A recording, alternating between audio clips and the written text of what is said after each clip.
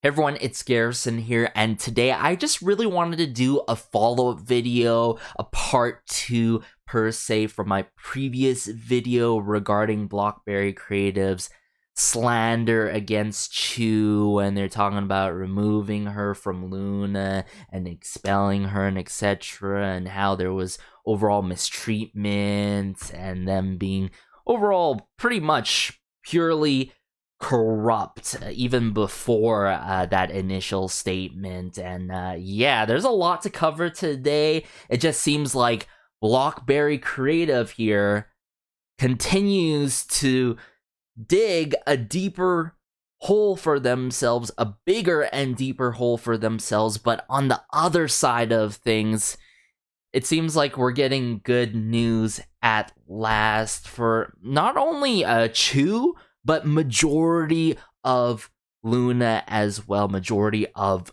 the members. So I've done quite a bit of research, and thanks to everyone that's translating subbits, and all shout out to them. I'll make sure to provide all the links that I cover here today. But this is, I would say, one of the biggest fails in terms of statement releases from any agency out there, and I would say the biggest fail of this week.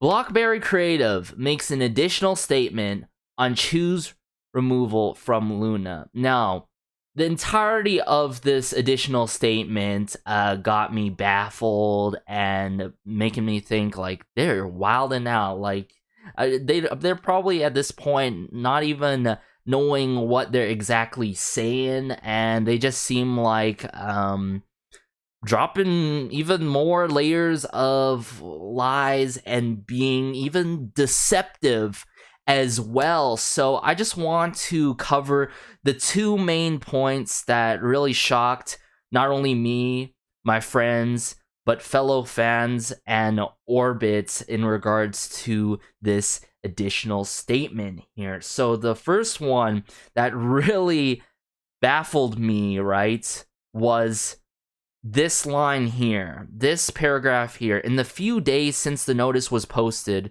there have been articles published demanding the company to provide evidence regarding the reasons for Chuu's removal, or articles with content such as Chuu is not the kind of person to do that, or the company is victimizing her.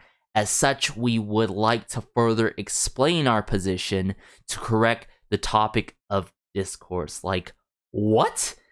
This doesn't make any sense to me at all, because as some may saw my initial video or already know the background and history of Blockberry Creative, they can't go out on a whim and say this when there's literal proof out there, such as tax evasion and falling through from an investment contract and all. So that shook me a lot when I was reading this, and I actually had to reread this to make sure they were actually putting this out.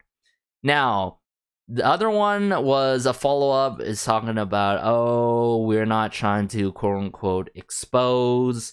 But then later on, it says right here, stating the cause of removal is a natural course of explanation, but needing to provide the relevant facts and evidence is the right of Chuu herself and the staff who was victimized. Regarding the facts of the matter, if any party feels wronged about some issue or wishes to rectify an issue, the concerned parties themselves will have to bring it to light. The company had already finished confirming what happened between Chuu and the staff, quote unquote, and thus we posted the announcement related to that. Seriously, this is what I exactly said in my previous video. If this was the case, if there was verbal abuse coming from Chuu or any form of that towards the staff, right? couldn't they just have done this in the first place behind the doors and try to make up with the likes of what's relevant? I would say close to this case was Irene of Red Velvet and what was it, makeup staff, and all instead of coming through and actually trying to expose Chuu, trying to flip the switch and put all the criticism towards them and transfer it to Chuu herself by removing her from the group and even slandering her, right? So it doesn't make sense too in regards to, oh, Chuu herself and the staff who was involved as well. If they are willing to come together, they'll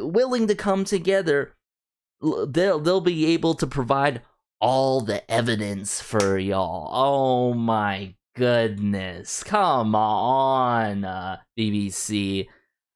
It makes literally no sense to really say that, right? Regarding the verbal abuse and abusive power relationships, if Chuu and the victim are in agreement, we will cooperate in providing the relevant content and evidence.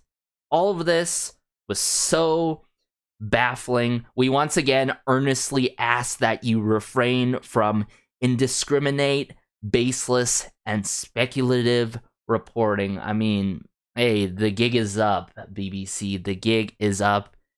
Everyone who's coming forth and saying, hey, Chuu is not the person to do this. Chuu has treated me really well when working with her. They're just not coming on a whim and saying that. They're just trying to shut us up with this statement and say, hey, be quiet because you're not speaking the truth. What hypocrites, am I right? Now, moving on from this one, right? This is good news following up. I think this was within the same day, right? 9 members of Loona, excluding Vivi and Hyunjin, in lawsuit to terminate their contracts with Blockberry Creative. We love to see it. Now, some of us may be wondering why Vivi and Hyunjin are not with the other members filing an injunction to suspend their exclusive contract with their agency.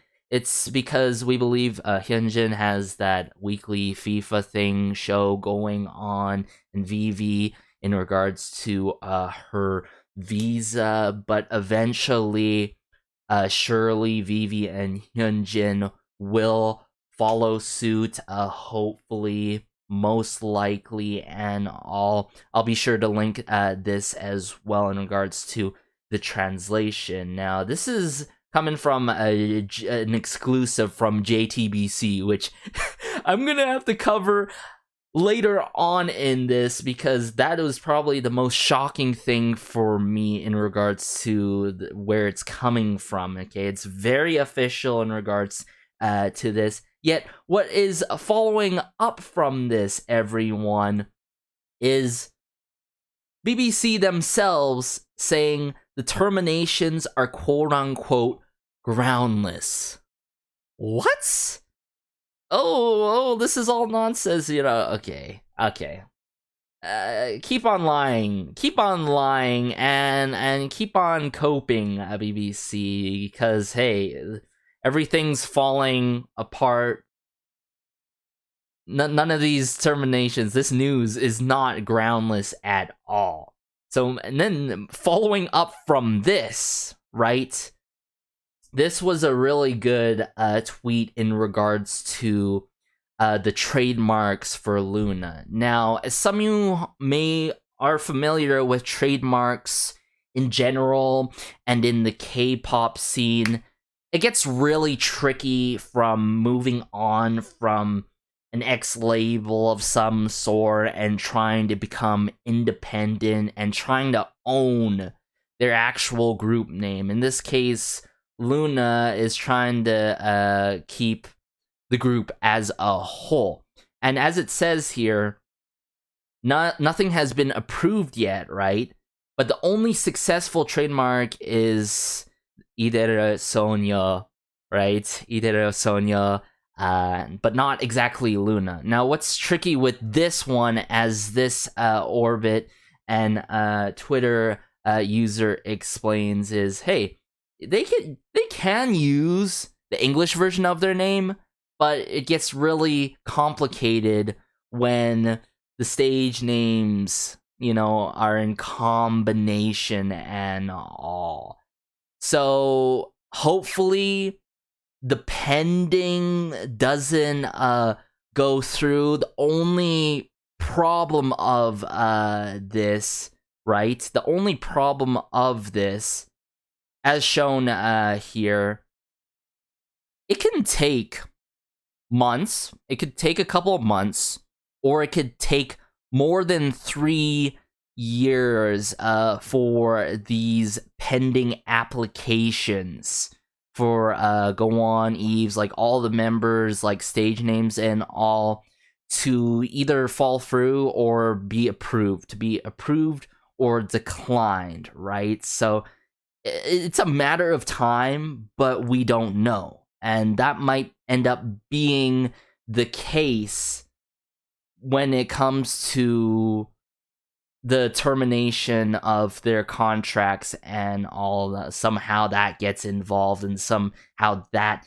comes into play. And if you guys are not familiar with Kypris, it's a site that is publicly out there. Like, you could search up the likes of other groups as well, and artists, patents, designs, trademarks, and all. And this is how some people even find out how new boy groups or girl groups or certain artists debut, certain debut names and all. And this is all official. It's all here, right? Everything's pending. You can see when these application dates started, the likes of Hassel in April, May, June. Yes, June. I sorry, I'm catching up here. So this is all June 24th of this year, it seems like, right here. Now, moving on from this, though, remember how I was talking about trademarks?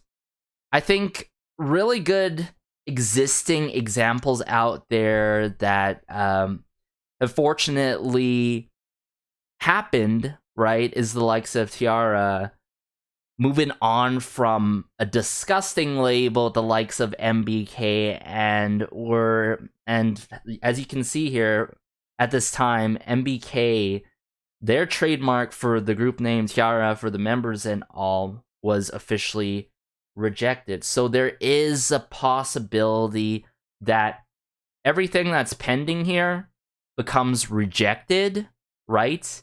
And no extensions happen. Now, that's my worry. That is my exact worry, is that everything falls through and somehow BBC extends it like 10 plus years of some sort. And we've seen a good example of that, a 12-year battle between Shinhwa and SM Entertainment. Now, in consideration, right, these big labels that have continued these trademarks, specifically SM has a known past, the likes of HOT and Shinhwa, long existing battles that happen in regards to trademarking of the group names and such.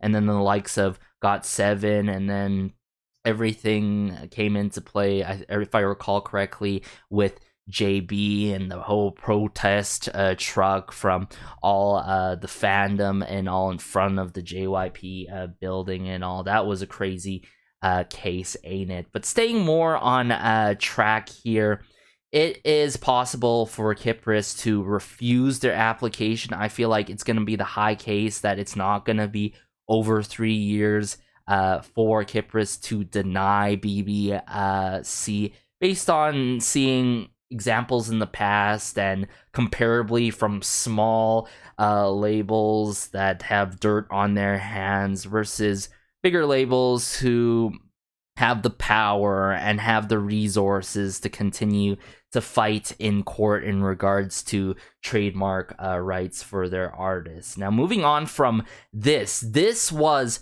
probably, wow, the eye-opening moment for me in regards to JTBC dropping the ball and news, I would say the mic, dropping the mic in regards to Chuu and signing with a new label as well. I'm gonna make sure to link this whole thread in the pinned comment section down below. But read this: JTBC News and Current Affairs Program Crime Chief explores the Chuu situation in greater detail in a 12-minute segment. First of all, they review BBC's statement, and second of all, agencies typically have amicable statements when letting go of artists. I think this is a huge point here that I will talk about as we go through this thread. Now, I've already covered, if you guys seen in part 1 of regards to this whole ongoing ordeal regarding BBC, Loona, and Chuu. Chuu herself, right, prepared her own birthday event, and as far as that, really tried to go to every single birthday cafe that she physically can, right? And it's shown in this whole investigation right here: expulsion from the group, not providing the service for Chuu. And the host says here, typically when idol scandals drop, people start coming out of the woodwork. But in this case, I'm also thinking, this is weird.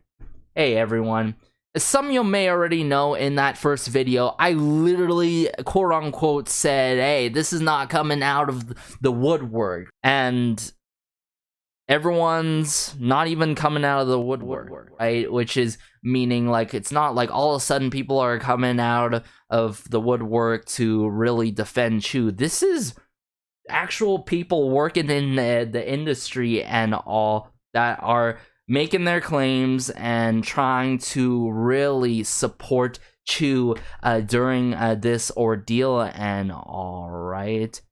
So they explain it here, the relationship with the agency, and also later on they also explain Hyunjin in support of Chuu, of course.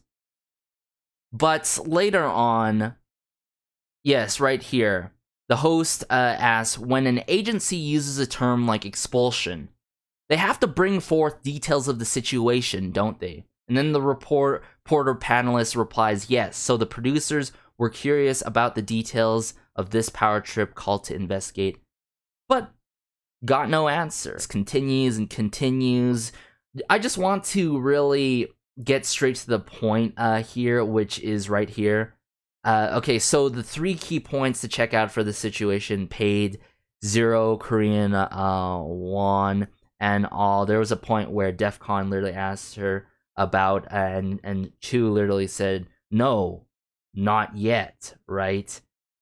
So there's nothing concerning in regards to getting actually paid, but then it's very questionable when you're not getting paid for your literal job that, hey, is paying so that you could actually have a living and all. So all in all, like, this investigation coming from JTBC is very significant, but what was a major highlight personally for me was this part right here, reporter, and that BBC would be willing to reveal more if both Chuu and the victim agree. So the agency said the parties involved should be coming forth with the details if they feel unfairly treated or if they think that there's something correct.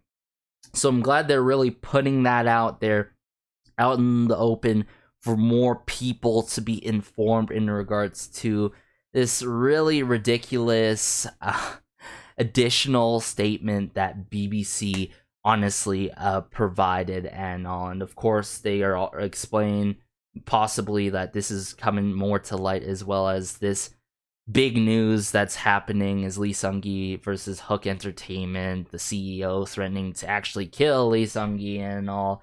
it's a whole nother thing that I don't have the time to really get into, but if you guys want to, I recommend you guys to educate yourselves in regards to that drama that's going on, and that's really, really concerning. Now, from that, right, on Chuu's Instagram story, we finally heard from her on her Instagram story. In this, she is thankful for many people's concerns and consolations. But what's shocking here is I wasn't contacted about this series of issues or know anything about this, so I'm getting a grasp on the situation. But I'm sure about is that I haven't done anything that would be an embarrassment for the fans. I feel like this just even goes to show you how even more selfless she is for us all and everyone out there. And she talks about more like how I'm gonna get more of my story established out in the open and really speak the truth and address this whole situation. So this is crazy, you know. She wasn't contacted about this. She hasn't been contacted about being removed and all. But then moving on from that, sorry, I'm getting lost in this whole timeline of things. There's lots to cover. It was reported that, more good news, Chuu finally makes a fresh start with a new agency called BY4M. Now, this was the other eye-opening thing to me. Not only knowing how BY4M Studio, right, is been active in the social media based digital marketing, which I'm gonna get into more and elaborate more based on my research, is that they acquired Major 9 that has artists such as Vibe, such as Ben, great artists, I've got to say, and 4Men in regards to ballads in the industry. And I feel like based on this, they have the right amount of resources. They can provide proper treatment for Chuu, whether it's music, whether it's even music in regards to OSTs specifically,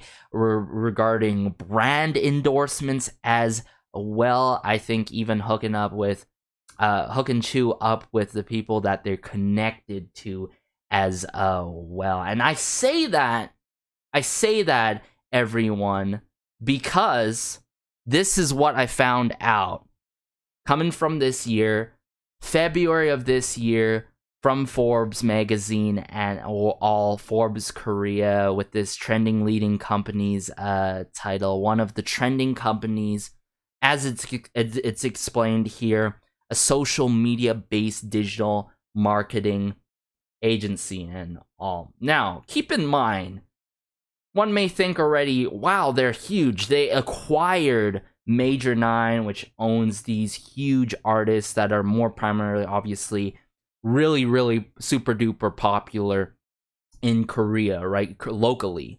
But as I was doing my research here and pretty much reading this article briefly, they've been very transparent, and I think this was even for the magazine, for the top like 30 trending leading companies or whatever. I can't remember exactly, but in regards to this, they are an IP marketing agency that really was a startup company that started with this tea brand, Tea Treat. As you can tell here, you see their corporate name here. You see the CEO's name here, Yukui-sun. Now, what I find really, I would say, surprising and interesting in regards to this interview between the host and the CEO of this agency slash studio is that they worked up from working with Tea Treat and all, thought, oh, it's better to move on to the likes of music. Now, keep in mind, this whole, where is it? It was right, like the likes of here, it was regarding YG and JYP outperforming them on the index regards to music. But they've been also, F&B stands for food and beverage. So they've been in the food and beverage sector, specifically the likes of tea, specifically the likes of Korean fried chicken as well. So that goes to show you what their feet has been dipped in certain kind of sectors here and there. They've been very broad when it comes to their stuff, but more specifically in acquiring things. So when they moved on and started acquiring IP rights to music, so IP standing for intellectual property, they decided, let's just get into webtoons and OSTs for webtoons, which eventually, I can't remember the exact webtoon that they had and all in regards to OSTs, but pretty much every single OST from that one webtoon, it top charted on like the music charts and all. And then they ended up going and hooking up with the likes of My Mister, some of you may know, really popular one that's on Netflix, I believe. So several different Netflix K-dramas and all.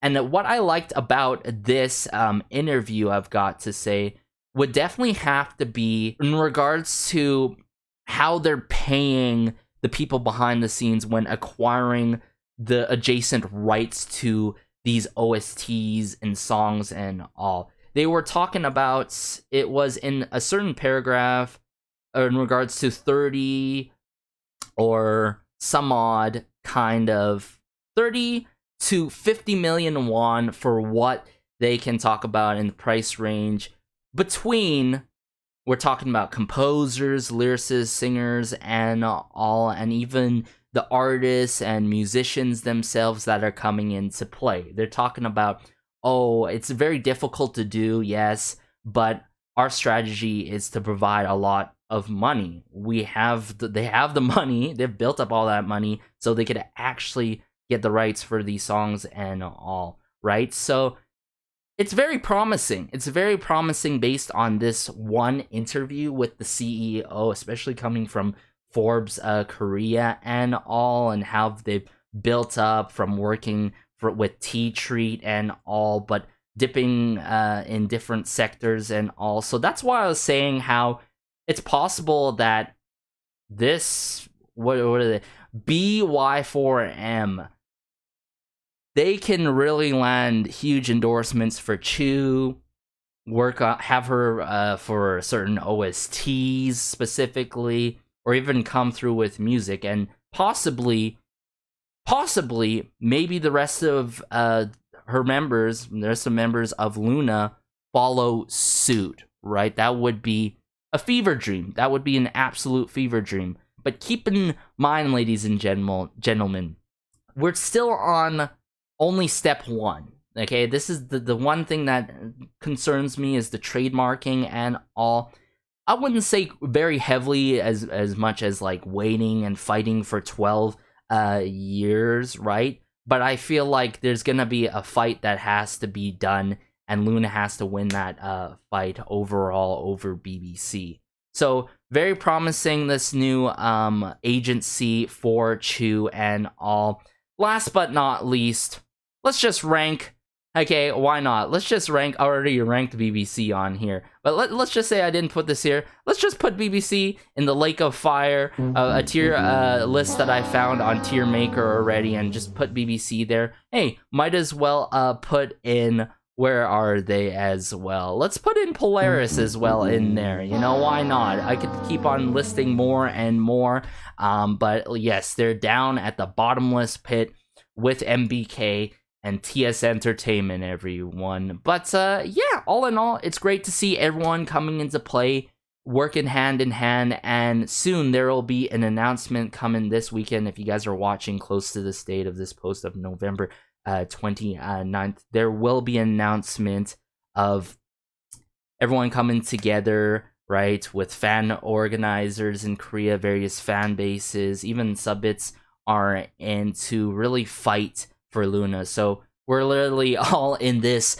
together and all. But that pretty much wraps up my follow-up from the previous video that I really wanted to vocalize, and coming from an objective standpoint, but also as a fellow Orbit, I just couldn't help but really speak upon this topic and possibly educate my fellow subscribers on the channel here. I know some of you guys are dipping your toes within this whole ordeal, but haven't like dipped it like fully yet. I can't believe I keep saying toes, but you know what I'm saying, right? So this is good news. This is really good news, mostly good news, and the fail of the week, pretty much. So yeah, hopefully you guys learned something from this. I learned a lot when researching about Chuu's new agency, the studio, and all. I feel like there's a lot of potential there. I don't want to press that gas pedal fully and say, wow, they're so good, it's going to be so great and all, because they're a very ambitious company, and back in the day, BBC was ambitious, right? But they didn't have the money and resources. But in this case, seeing how this is a reporting from Forbes Korea and all, and on the index, outperforming on the music standpoint, comparably to JYP and the likes of YG, is really surprising, and I think it's definitely with various things that they're involved in different markets and all, but also acquiring OSTs and such. Learned a lot, and hopefully this fight ends up being a huge win for Loona.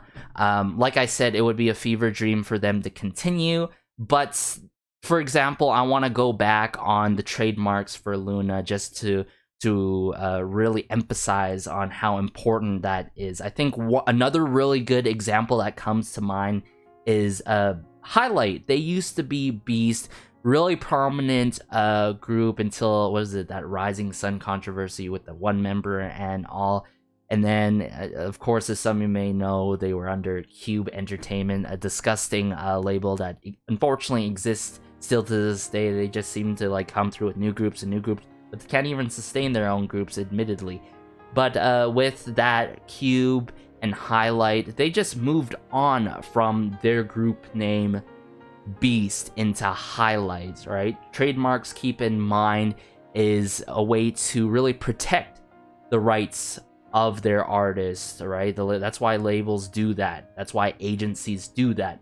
But for example, the likes of Cube, the likes of, I would say, even YG, the likes of BBC and all, and the likes of MBK, they're trying to do it and leverage ownership, right? And try to bring in the royalties and carry on the name so that the members that actually really own the brand name to not gain any of that money and all, and they end up resulting in a win. So trademarks are very important. I can't emphasize that enough. So hopefully those pending trademarks don't break through. I'm really confident, and I would say optimistic in regards to it wouldn't take long until we get a final decider for all the members.